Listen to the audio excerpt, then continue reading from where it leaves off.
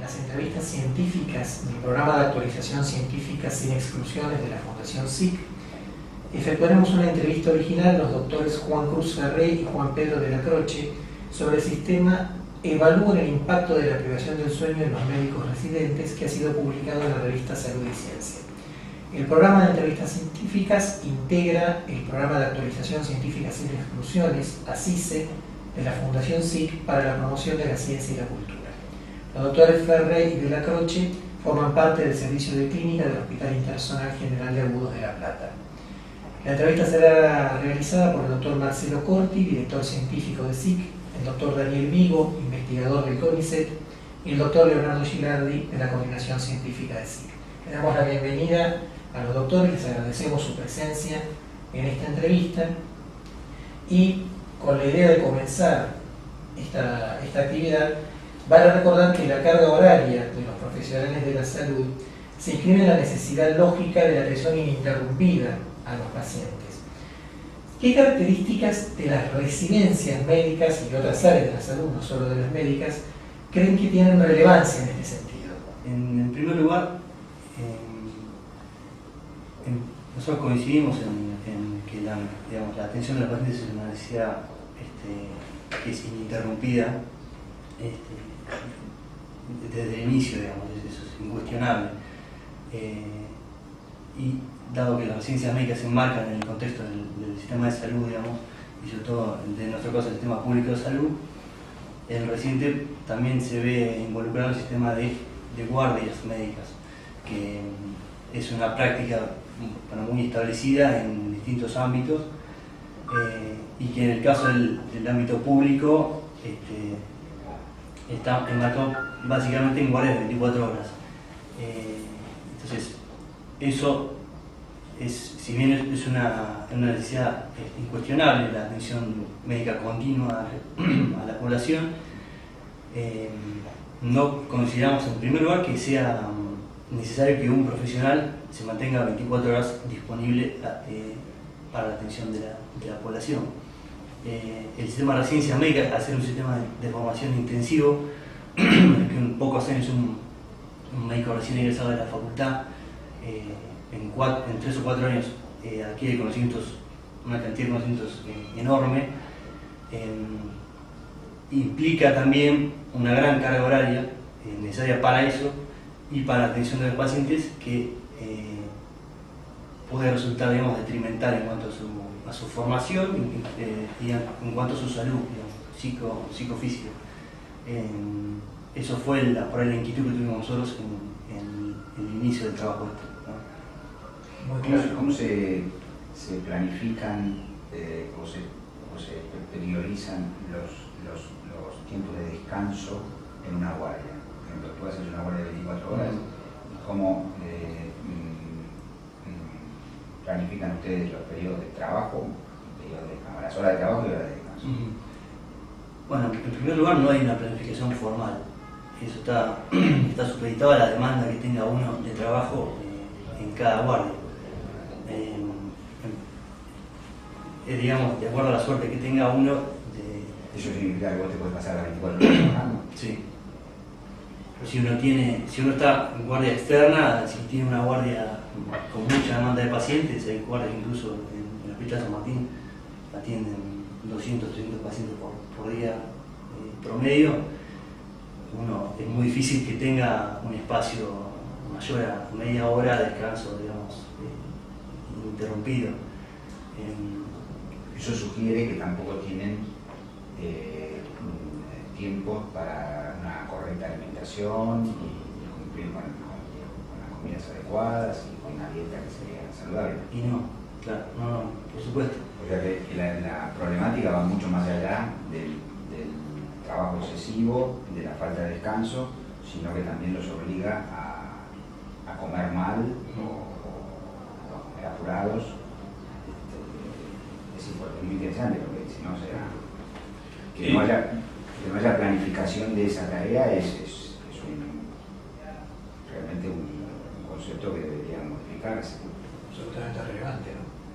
Sí, y si uno considera que según el reglamento de residentes puede tener hasta 8 guardias mensuales, eso significa que los días de guardia va a estar sujeto a este ritmo, sujeto a la demanda de atención médica y va a posponer comida, sueño y demás necesidades por esto, 8 días por mes, y a eso le sumamos los 8 días que vienen después de la guardia, Claro. que son 8 días que el residente no existe, que como demostramos en este trabajo, se queda dormido cuando le dan una clase, llega a su casa y se duerme de corrido todas las horas.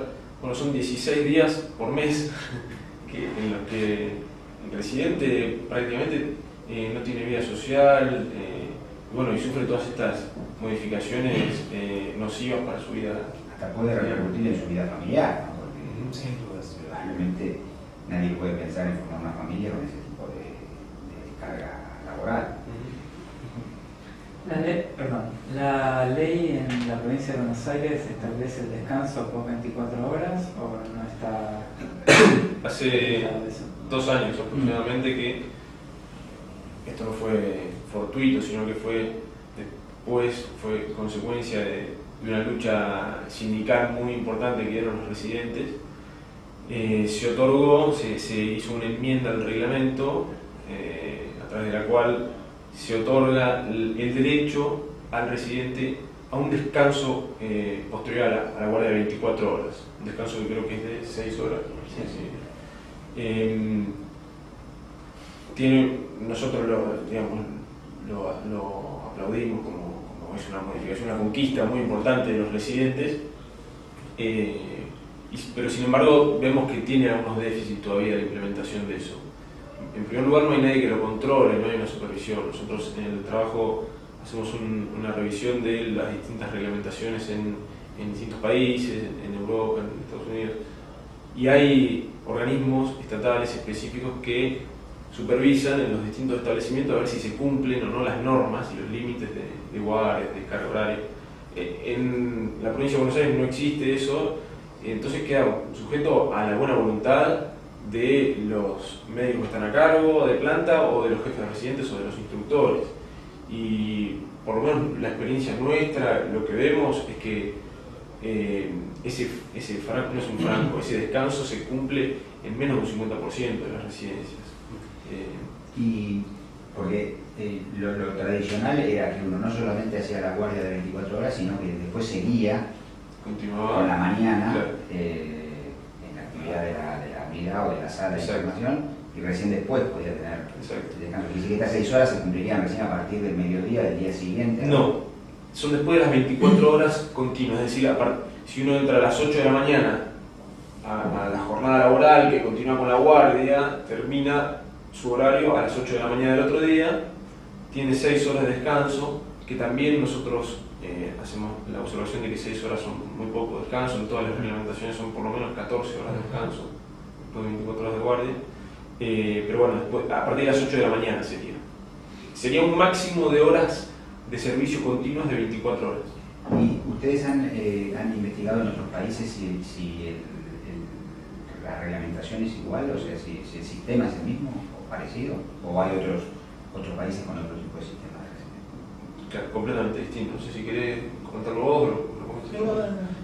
Bueno, en Estados Unidos se hizo primero una modificación en el 2003, la primera reglamentación de límites a la cantidad de horas en las residencias fue en el 2003 y después se hizo una nueva modificación en el 2010. En el 2010 lo que se implementó fue un máximo de 80 horas semanales, que de todas formas nos parece muchísimo, pero 80 horas semanales totales, y un máximo de acuerdo si es un residente de primer año no puede hacer más de 16 horas continuas de de trabajo, y los años superiores no más de 24, no más de 20 o 24, siempre con un descanso de 14 horas entre eso, y siempre sin superar una frecuencia de una guardia cada 3 días. Eso en Estados Unidos. En Europa, que yo creo que es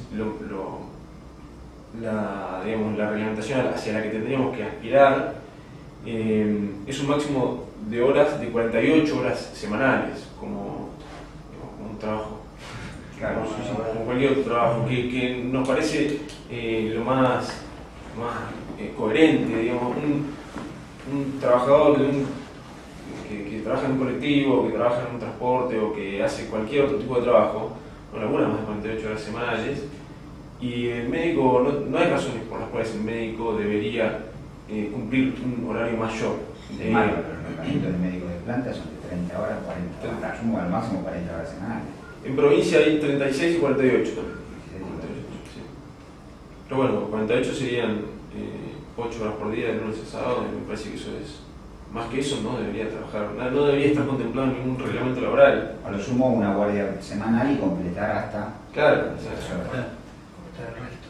Bueno, en ese punto también nosotros consideramos que la guardia semanal, las guardias de 24 horas seguidas de trabajo, no tiene ningún sentido continuarlas, cuando se puede hacer turnos de 8 horas, o al sumo de 12, como algo muy extendido. Pero 24 horas de trabajo continuo no es bueno ni para el médico, ni para los pacientes, ni para nadie, porque en realidad... Absolutamente, porque yo creo que eso expone el error médico. Uno debería hacer un trabajo estadístico de ver qué cantidad de errores se cometen, ¿no? Bueno, de hecho, la mención que se hacía recién al cambio en 2010 en Estados Unidos obedece, si la memoria no me falla, a un trabajo publicado en New England, más o menos para la misma época, donde se hacía mucho énfasis en esto, en que el gran perjuicio que se ocasionaba por las jornadas prolongadas era la altísima tasa de error médico que tenían los residentes de formación como consecuencia de la falta de descanso. Realmente eso haya sido el motivo crucial que haya generado el cambio, donde se destacaba mucho el error, y que era comparable, por ejemplo, al que podía tener un piloto de aviación que volara 14 o 18 horas consecutivas con pasajeros a bordo. Será realmente algo de mucho impacto para terceros, no solo para el propio profesional. Sí. Porque eso es un tanto... Sí, se ha visto que tanto porque parece un poco obvio en el caso de la depresión aguda de sueño. Uno dice, bueno, 24 horas, a todo el mundo le suena lógico que puede derivar en errores de diagnóstico, de terapéutica. Pero también está estudiado que la depresión crónica del sueño, o sea, dormir 6 horas por día, incluso que parece un número razonable, también conlleva un deterioro en las funciones intelectuales superiores, la atención, en el humor, y se ha estudiado que, por ejemplo, residentes de clínica de medicina interna que están expuestos a depresión crónica del sueño, habían considerado que alguna práctica, algún error médico en su práctica médica había sido resultado del cansancio que tenían. Y si no me equivoco, creo que 1/3 de esos errores habían resultado en la muerte del paciente. Digamos, son números que están, digamos, en los papeles. Desde el punto de vista fisiológico, ¿hay diferencias, por lo que ustedes tienen previsto investigado, entre la privación aguda y la privación crónica del sueño? Los efectos, digamos, en lo que hemos leído nosotros son similares en cuanto a la depresión aguda y crónica. Lo que se ha estudiado es que es un efecto dosis dependiente, digamos, en caso de la depresión aguda. Que cuantas menos horas duerma una persona, o cuantas más horas de vigilia continua tenga, mayor es el efecto sobre la capacidad de decisión, sobre la memoria, sobre el humor. Que incluso permanecer 17 horas seguidas despierto tendría el mismo efecto en cuanto a ciertas capacidades intelectuales que una intoxicación aguda alcohólica, por ejemplo. Y también, no solo desde el punto de vista cognitivo, digamos, sino fisiológico. También se ha visto que hay datos que vinculan la falta de sueño crónica con secreción aumentada de hormona de crecimiento, aumento de cortisol en sangre, aumento de insulina resistencia, aumento de presencia de diabetes tipo 2, de obesidad. Importantes los datos. ¿Hay alguna especialidad dentro de la ciencia de la salud donde estos riesgos sean más altos, pensando en la salud del profesional o en el riesgo de error médico? ¿O hay alguna diferencia entre especialidades clínicas y quirúrgicas, por ejemplo? Lo que nosotros inmediatamente reconocemos es que en las especialidades quirúrgicas las exigencias muchas veces son mayores, al punto de no respetar el límite de guardias semanal, mensuales y de exigencia en general de horarios, de carga horaria. En ese punto van a estar naturalmente más expuestos esos residentes o esos profesionales al deterioro personal de su salud y todo lo que veníamos hablando. Y desde el punto de vista del riesgo del paciente, me parece que sí, las especialidades quirúrgicas y todas las especialidades que tengan un gran nivel de responsabilidad y de atención de la emergencia, donde una decisión puede cambiar radicalmente la evolución del paciente, como puede ser en los servicios de emergencia, en una guardia de terapia intensiva o de cirugía o de obstetricia, digamos, son por ahí especialidades puntuales que requieren alguna decisión rápida y que un error puede ser bastante perjudicial. Bien. ¿Nos podrían resumir el trabajo que ustedes realizaron? Sí, el trabajo que nosotros realizamos es un trabajo que hicimos sobre residentes de primer año de clínica médica. Son 23 residentes. Analizamos en un mes, en octubre de 2009, y analizamos a través de un cuestionario básico que evaluaba básicamente si se habían dormido o no durante la actividad académica. La actividad académica consta de 2 clases que de 1 hora cada una, con un intervalo de 15 minutos entre cada una, entre las 2 y las 2:30 y 5 de la tarde. Y bueno, básicamente lo que analizamos es entre clase y clase este cuestionario que indagaba acerca de si se había dormido durante la clase, si en caso afirmativo, si había estado de guardia el día anterior, cuántas horas había dormido, si le había parecido interesante la clase o no, y si pensaba que se había perdido algún contenido importante durante la clase. Eso se hizo durante 21 clases y posteriormente se hizo el análisis de los datos, que lo que mostró es que había una asociación muy significativa entre el hecho de haber estado de guardia el día anterior y la probabilidad de quedarse dormido en la clase. Esto era mucho más importante en el caso de la primera clase que de la segunda, y era también más importante cuantas menos horas hubiera dormido. En ese punto, un dato a tener en cuenta es que el promedio de horas que nosotros encontramos que dormían los residentes en ese trabajo era de 2 horas y 41 minutos. Y encontramos en el análisis también que prácticamente ningún residente dormía más de 5 horas durante la guardia. ¿Notaron alguna diferencia de género? No, de género no hubo. ¿Y hubo la muestra hubo? Sí, era representativa, digamos, estaba equilibrada el contenido de femenino, masculino, no había. Sí, una de las cosas que nos sorprendió era lo que comentaba Juan, que digamos, había un resultado que nosotros ya lo conocíamos de antemano en realidad, ¿no? Que era que los que habían estado de guardia se quedaban dormidos, porque lo veíamos todos los días. Cualquier expositor que iba a dar una clase miraba así y se daba cuenta de quién había estado de guardia el día anterior, pues estaban todos durmiendo.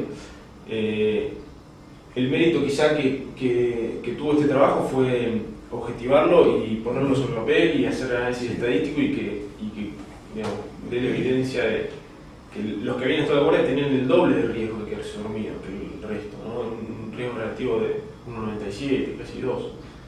Pero también nos llamó la atención que que los que en la encuesta completaban que no les había interesado el tema de la clase, tenían mucho más riesgo también que los que les interesaba. Digamos, las dos cosas se relacionaban con las probabilidades de quedarse dormido. De una forma bastante similar, digamos, muy fuerte. Incluso era un poco más fuerte el interés que podía llegar a tener el residente que haber estado de guardia. Eso nos llamó la atención, nos pareció un hallazgo interesante. Y que bueno, por ahí cuestiona un poco la interpretación de Juan, que me parece que es correcta, que cuestiona un poco el método de enseñanza, ¿no? De magistral, de una persona transmitiendo conocimiento y el resto absorbiendo y nada más, sin interactuar y sin ser un ente activo, un agente, digamos, alguien que realmente se hace con los conocimientos de manera activa. Ustedes, este trabajo se hizo en el año 2009, Sí. y con posterioridad a los resultados, ¿ustedes lo presentaron a las autoridades del hospital? Sí, lo presentamos. Lo presentamos en unas jornadas de clínica. ¿Hubo una modificación después de eso? O sea, porque esto es un dato, si uno le presenta esto al director del hospital, debería tomar una decisión. Desde el punto de vista de la dirección del hospital, uno puede poner, digamos, en relevancia este trabajo con respecto a lo que sucedió después, que las autoridades del área de capacitación de la provincia sí tomaron en cuenta este hecho, digamos, y lo plasmaron en la modificación del reglamento. En tu experiencia, ¿hay algunas diferencias entre las residencias de los hospitales del gobierno de la ciudad y esto que están comentando ellos? No vemos que se cumpla, son los hospitales de pediatría, el tiempo de descanso post-guardia es una crítica general. Y en los hospitales de pediatría sí se cumple, o sea, el Gutiérrez y parcialmente, porque por lo menos yo no estuve en todas las asambleas donde se hizo nuestra encuesta, pero en el Gutiérrez hubo una gran resistencia y malestar con las autoridades en relación a la falta no se llevan a cabo lo que estaba en el reglamento.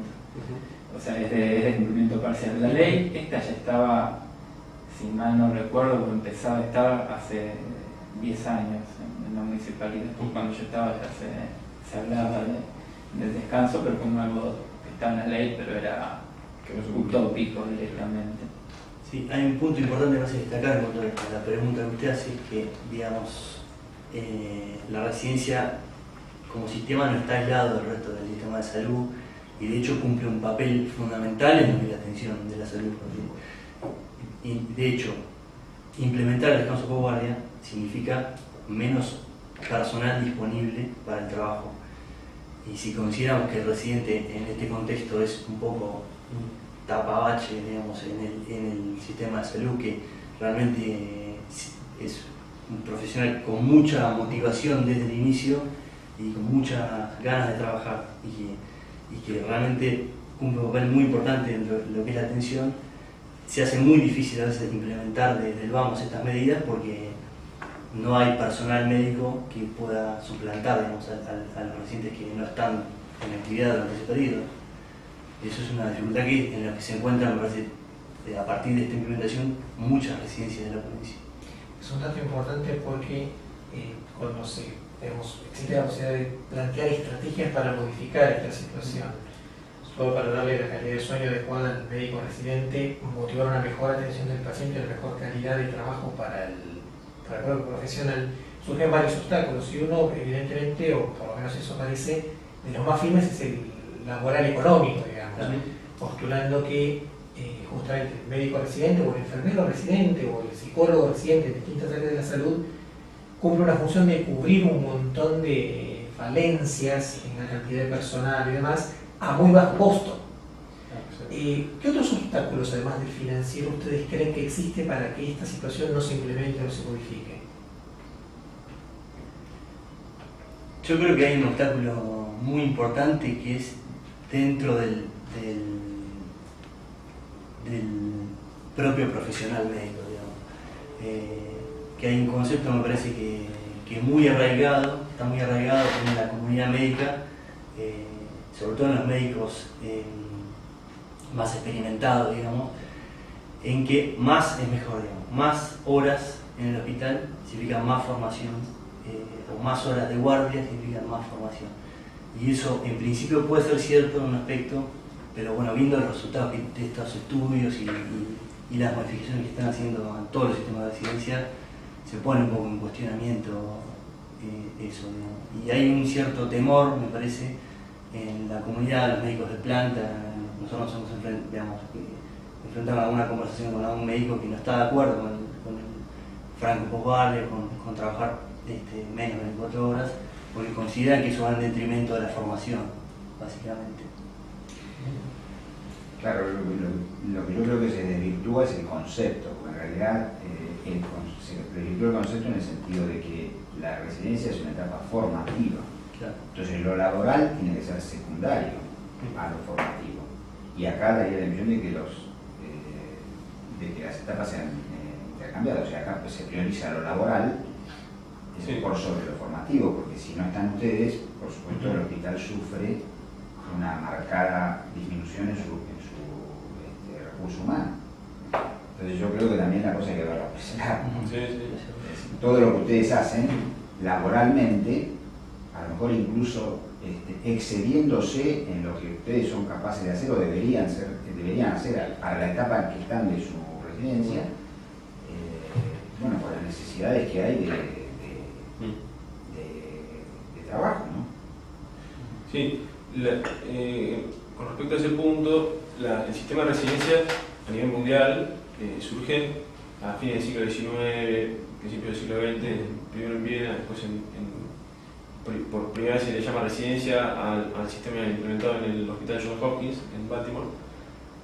Y alrededor de la década del 40 comienzan a caer Argentina, con las primeras residencias en la ciudad de Buenos Aires. Y desde un principio es interesante ver los artículos publicados en la revista Medicina de acá de Buenos Aires, en donde opinan los principales referentes médicos de la época, nombres que ahora son todos nombres de hospitales, pero que son referentes muy, muy importantes. Y la gran mayoría de las argumentaciones a favor de la implementación de residencias es en la línea de asegurar una atención médica a las 24 horas de los pacientes. Y prácticamente no se habla de la formación, de la capacitación. Incluso se le asigna en el reglamento inicial, en el primer reglamento, se le asignan tareas al residente de velar por los materiales del hospital, corroborar que las puertas estén cerradas, algo que está muy lejos de la formación. Y yo creo que a lo largo de toda la historia de las residencias ha sido una lucha un poco entre la formación y las responsabilidades profesionales, que están, porque uno es responsable desde el punto de vista de la ley, de mala praxis, responsable de firma y sella la historia clínica, con matrícula, hay un orden jerárquico y hay un respeto de ciertas indicaciones y reglamentos que tienen que cumplir. Entonces es un trabajo realmente, desde el punto de vista legal es un trabajo.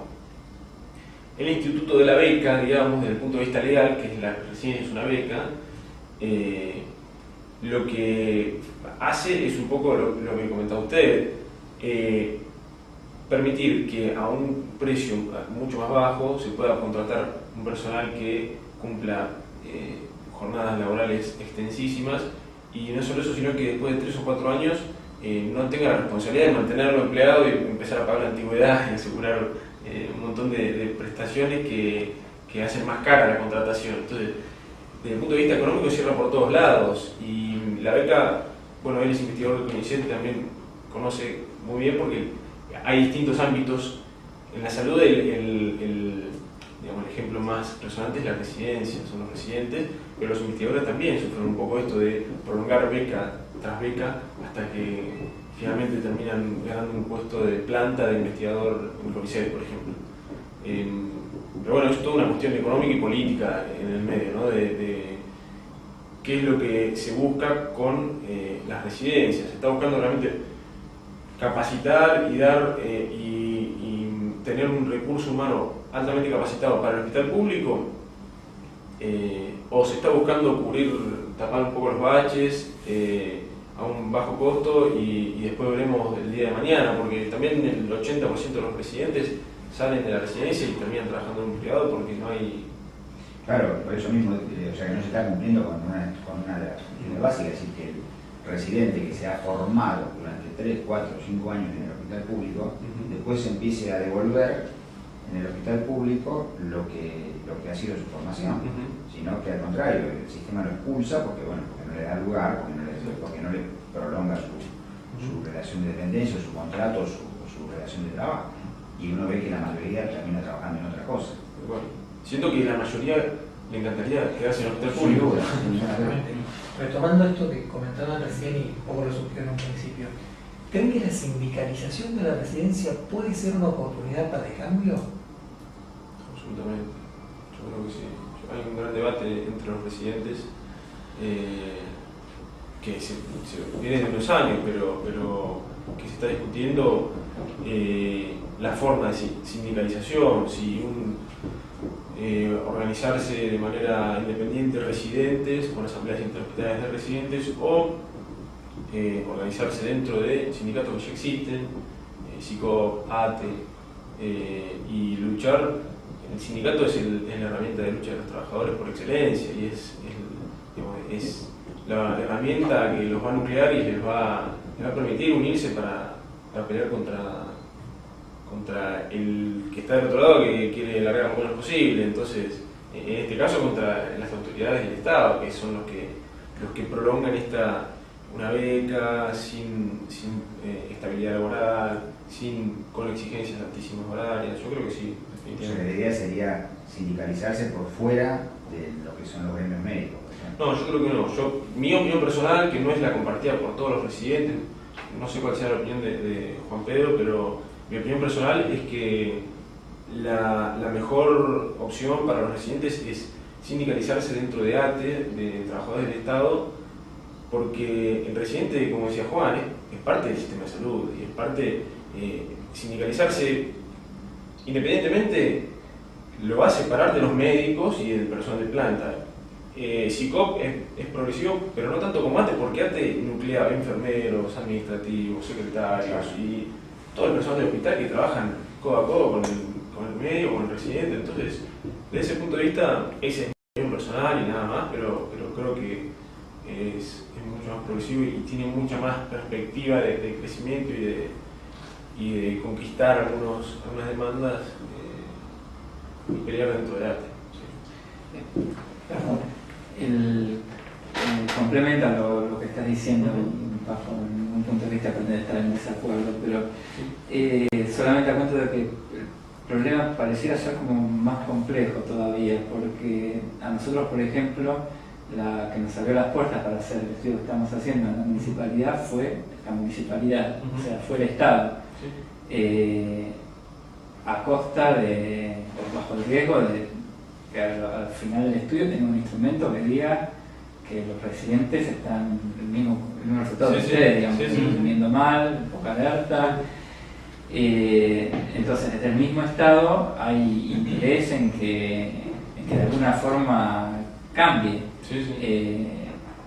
Entonces uno se pregunta, bueno, si la Dirección de Capacitación del Gobierno de la Ciudad está interesado en que cambie, y los residentes, evidentemente debe haber más factores que complejizan el problema. No, absolutamente de acuerdo. Y es mío decir cuáles son, ¿no? Porque no, totalmente de acuerdo. Es que hay... No quiero hablar más muy por pero sí.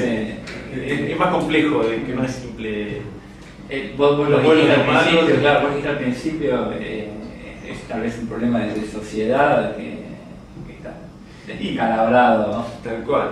Es todo funcional, está todo dispuesto de cierta manera para que cierre económicamente, para que, por ejemplo, hay un gran actor acá que son las clínicas privadas, por ejemplo, y los empresarios, que se están beneficiando de un sistema de residencias que forman un personal altamente capacitado y altamente entrenado, y que después ellos hacen fruto de eso, digamos, contratándolo en una segunda instancia. Eso es interesante porque salvo el Hospital Austral, uno de los directores o el director del proyecto forma parte del hospital, salvo ese no tuvimos acceso a ningún hospital privado, solamente pudimos ingresar a los hospitales. Da la sensación, con lo que ustedes cuentan, que el sistema cierra económicamente a corto plazo, o sea, se produce la formación del médico residente altamente capacitado con fondos de la ciudadanía, con fondos públicos. El residente es expulsado del sistema y captado por medios privados, por organizaciones sindicales incluso, que no han contribuido económicamente a su formación. Con lo cual el sistema le cierra, como bien decía recién, por ahí a corto plazo para ciertos actores. No le cierra a largo plazo al sistema público de salud, ¿verdad? Para haber expulsión del circuito. Quizás un poco lo que comentábamos en un principio de el inicio de una carrera hospitalaria cuyo primer paso sea la residencia y la absorción posterior se serviría perfectamente para el sistema público de salud, capacitando profesionales comprometidos con. Exacto. Probablemente ese sería el dato. ¿Ustedes creen que los alumnos de pregrado cuentan con información de este estilo antes de afrontar lo que va a ser su residencia? ¿O creen que esa, digamos, la información que a ellos les llega sobre el porvenir no es la adecuada? Por la experiencia que tienen en la formación cotidiana del hospital, ¿no? Yo creo que el estudiante de medicina de pregrado está al tanto de lo que significa la carga horaria de la residencia y el sacrificio, por decirlo de alguna manera, que implica acceder al sistema de residencia. Pero también, desde su punto de vista, él está del otro lado del sistema de residencia, digamos, está afuera del sistema de residencia y tiene voluntad de ingresar, cosa que es bastante difícil. Y un poco yo creo que el concepto que hay en el pregrado es que uno tiene que ser residente a costa de lo que sea, digamos, incluso a costa de dormir mal, porque el resultado de no ser residente es formarse fuera del sistema, que nosotros consideramos que es dentro de lo que está disponible el mejor. Después me parece que otra etapa se genera cuando uno ingresa al sistema y ve las consecuencias que tiene sobre sí mismo, sobre sus pares, y cómo funciona. Por lo que ustedes han podido investigar y ver, ¿encontraron trabajos similares al hecho por ustedes en la región, en la Argentina o en América Latina? Cuando lo hicimos, sí, no encontramos. Cuando no seguimos investigando, a partir de eso no es que hacemos una revisión periódica a ver si hay algo nuevo, la verdad. Pero en el momento que lo hicimos no encontramos. No. Ese dato es muy importante también, pensando que quizás le da aún más valor al haber puesto en datos objetivos algo que parece una realidad, digamos, de la vida cotidiana, del acto médico, pero que al estar plasmada en un medio de difusión permite quizá la oportunidad de cambio también. De todas maneras hay un dato preocupante que es el hecho de, por lo que vos decías al principio, de que no se llegan a cubrir los cargos. Entonces ya ese es un dato que a lo mejor está hablando de que los alumnos de pregrado ya de alguna manera tienen esta información y a lo mejor no quieren exponerse a este tipo de riesgos. No de gravedad a futuro, me parece un elemento que... Sí, y yo creo que la lectura que tienen que hacer las autoridades es que no se puede continuar con tantas exigencias y con tan poco a cambio, ¿no? Con un contrato de 4 años, con tanta exigencia horaria, con un salario que... Sí, igual yo eso no lo termino de entender, la falta de vacantes, porque cuando yo era residente, el salir de la residencia incluso es peor, o sea, como lo mismo pero desamparado. O sea, sin la contención formativa y que quedaba el hospital. Si uno estaba en una ambulancia y se negaba a hacer un traslado porque no estaban dadas las condiciones, detrás había 10 personas que lo iban a hacer y con la mitad de precio.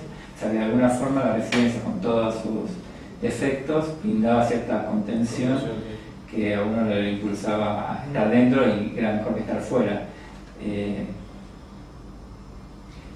Considerando un poco lo que hemos debatido y charlado, si ustedes tuvieran que resumir las oportunidades de cambio o las propuestas de cambio, ¿cómo las podríamos sintetizar? Bueno, en primer lugar, creo que nosotros pensamos y queda más que claro con el resultado del trabajo y con otros estudios científicos que la jornada laboral tiene que cambiar. No se puede permitir a futuro que continúe este sistema de 24 horas de trabajo continuas o más. Ese sería el primer, me parece, punto a señalar que sería incuestionable. Sí, efectivamente. Y después lo que veníamos hablando de una formación más paulatina, ¿no? Y la formación continúe con posterioridad a la finalización de la residencia o de la jefatura de residencia. Que no se corte allí el contrato y que el residente tenga que salir a partir de allí a buscar trabajo y que después la formación dependa de él. Y que eso también lleva al esfuerzo por aprender y adquirir todos los conocimientos posibles en 3 años. La desesperación esa por horas y horas y horas, los cirujanos, horas de práctica, hacerse la mano en 3 años, 4 años, es muy distinto a decir, bueno, con un examen, con una selección de antecedentes y examen, se van a seleccionar los que van a ingresar a la carrera hospitalaria. Los primeros 5, 6, 7, 8 años van a ser de formación paulatina, sin exigencias desmesuradas, y después las horas de formación van a ir disminuyendo hasta tener, no sé, 1 hora por día, 2, 3 horas semanales de formación continua, como decía el doctor, que me parece que es indispensable, es necesario y debería estar contemplado dentro del horario de trabajo, la formación continua. Sí, eso sería lo ideal. En la medida que eso no se dé, eso se lo tiene que uno autoinculcar uno. Sí. Entonces, proponerse, bueno, yo voy a quitarle este tiempo a otras cosas y dedicárselo a la formación. Pues si no es un cambio muy brusco, donde vos pasás de una formación de 24 horas a nada. Y eso tampoco es bueno. Absolutamente, la judicial sin dudas. Lo que sin duda no puede seguir así son estas exigencias desmesuradas que atentan contra la salud del paciente, contra la vida social, contra la seguridad del paciente y la buena atención. Eso nos parece que ya es algo que no da para más. Después podemos sentarnos a discutir cuál es el mejor sistema, pero digamos, nos parece que hay un límite, ¿no? Esto que ya hay tantas evidencias en contra de un sistema tan exigente que... Tomando en cuenta que además de los medios impresos de SIC, que ustedes conocen, el portal de SIC Salud recibe más o menos 3,5 millones de visitas mensuales, ¿sí?, de profesionales de la Argentina, del resto de Iberoamérica. Como conclusión de esta charla, de esta entrevista, si ustedes tuvieran que dirigirse ahora a los residentes en sus primeras etapas o a los aspirantes a la residencia, ¿cómo concluirían esta exposición de ideas, pensando en ellos que nos están escuchando? No, yo creo que lo principal nosotros no podemos dar un consejo a nadie, ¿no? Un mensaje que podemos transmitir es que tengan la misma inquietud que nosotros, ¿no? Que se cuestionen su sistema de formación, que si es un buen sistema de formación va a resistir cualquier cuestionamiento que tengan, y si no, va a dar el pie para que las cosas cambien. Uno piensa cosas tan obvias como no dormir, que a cualquier persona no sea médico, le resulta absurdo. Nosotros como médicos lo incorporamos en un sistema creyendo que es necesario para la formación, y nos cuesta para a veces ponerlo en cuestión. Yo creo que sería, si algo habría que decirle a ellos, sería eso. ¿Qué cuestiones ustedes de formación? Claro. Y que peleen por mejorar, que luchen por los derechos que ellos consideran que van a hacer, que van a ir que van a mejorar su formación y van a mejorar su ejercicio de la profesión. La profesión médica es una profesión que uno debe, es una profesión humanista, profundamente humanística, que uno debe, claro, esto uno lo adquiere con los años, yo lo estoy diciendo mirando para atrás. Uno la debe, hace muchos años alguien me dijo, vos te vas a sentir formado cuando vos ejercites la profesión con placer. Cuando a vos ver un paciente te cause placer, o sea, te satisfaga, o sea, que no te sea un peso, como les puede resultar a ustedes estar 20 horas de guardia y abrir la puerta del consultorio y decir que tenés 6 o 7 pacientes o 8 o 20 pacientes esperando. Eso ya no es placer. eso es un peso, es una carga para uno. Entonces, cuando uno logra decir, bueno, uno ejercer la profesión con placer, bueno, aunque sea una profesión como la nuestra, que es una profesión que te expone permanentemente a problemas difíciles, a la muerte, a las complicaciones, bueno, hay formas y formas de ejercitarla, ¿no? De poderla ejercer. Yo creo que difícilmente, cualquier profesión o cualquier actividad, si uno no la ejercita con placer, difícilmente la haga bien. Es cierto. Les agradecemos muchísimo. No, Ha sí, sido por la inquietud que han tenido, realmente me parece una idea bárbara y haberla podido plasmar en un trabajo y demostrar las conclusiones que ustedes han demostrado, me parece realmente mucho valor. muchísimo.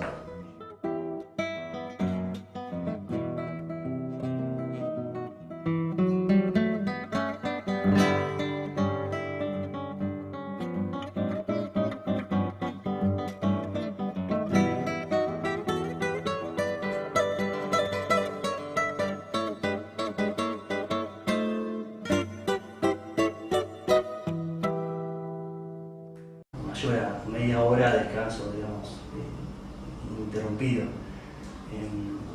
Eso sugiere que tampoco tienen tiempo para una correcta alimentación y cumplir con las comidas adecuadas y con una dieta que sería saludable. Y no, claro, no, por supuesto. O sea que la problemática va mucho más allá del trabajo excesivo, de la falta de descanso, sino que también los obliga a comer mal o a comer apurados.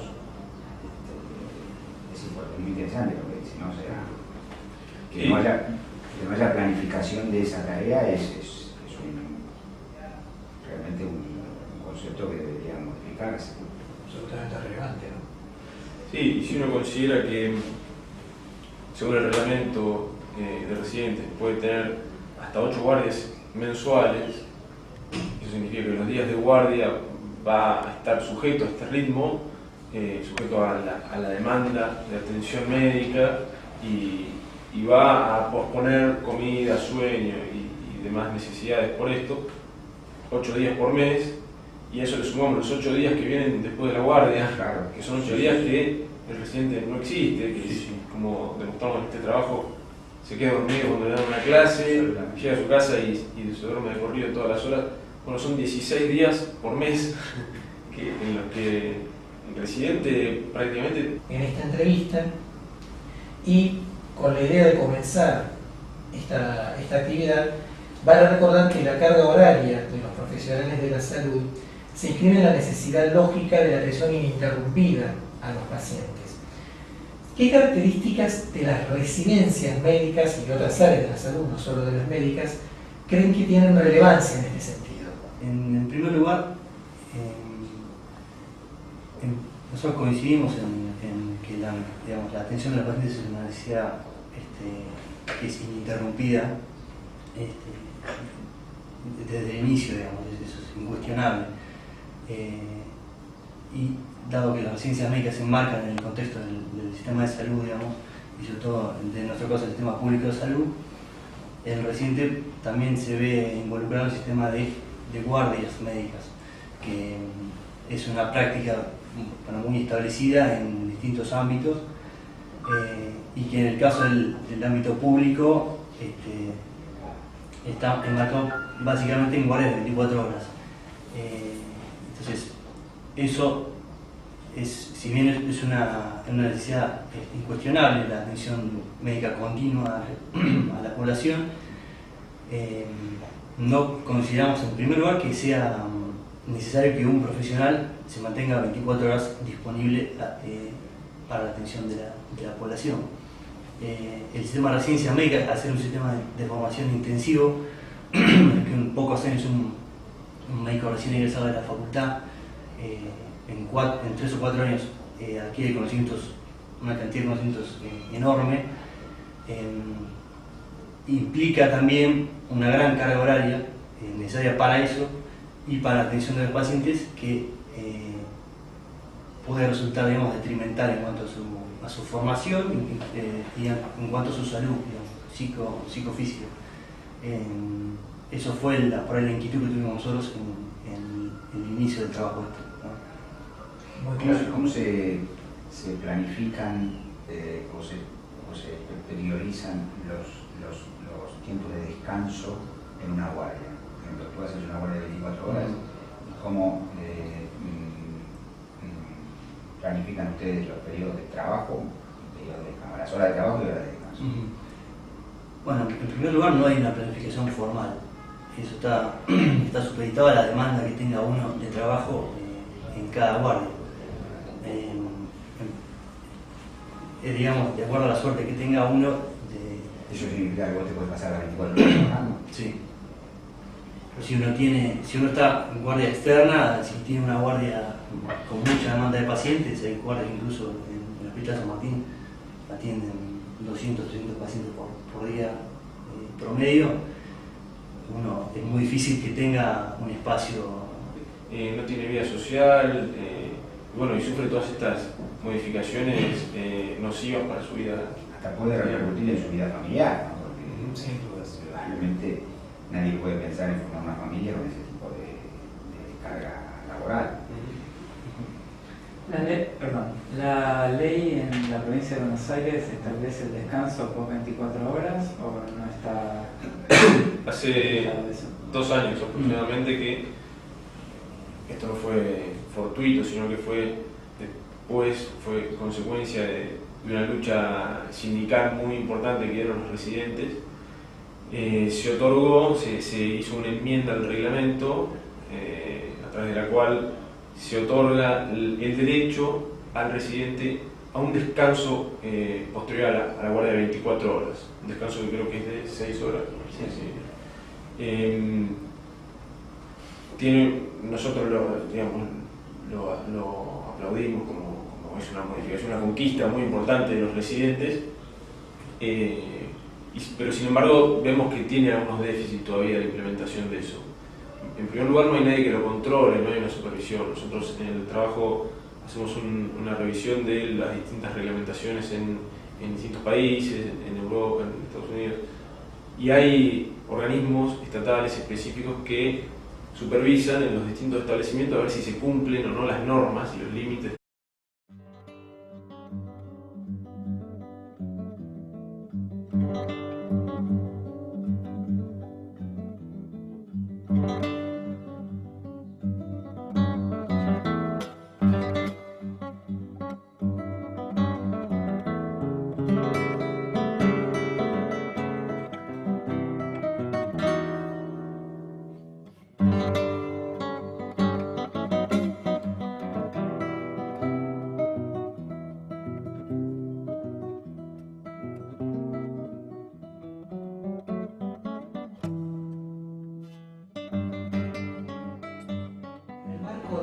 Las entrevistas científicas del programa de actualización científica sin exclusiones de la Fundación SIC, efectuaremos una entrevista original a los doctores Juan Cruz Ferré y Juan Pedro de la Croce sobre el sistema Evalúen el impacto de la privación del sueño en los médicos residentes, que ha sido publicado en la revista Salud y Ciencia. El programa de entrevistas científicas integra el programa de actualización científica sin exclusiones, ACICE, de la Fundación SIC para la promoción de la ciencia y la cultura. Los doctores Ferré y de la Croce forman parte del servicio de clínica del Hospital Internacional General de Agudos de La Plata. La entrevista será realizada por el doctor Marcelo Corti, director científico de SIC, el doctor Daniel Vigo, investigador del CONICET, y el doctor Leonardo Gilardi, de la Coordinación Científica de SIC. Le damos la bienvenida a los doctores, les agradecemos su presencia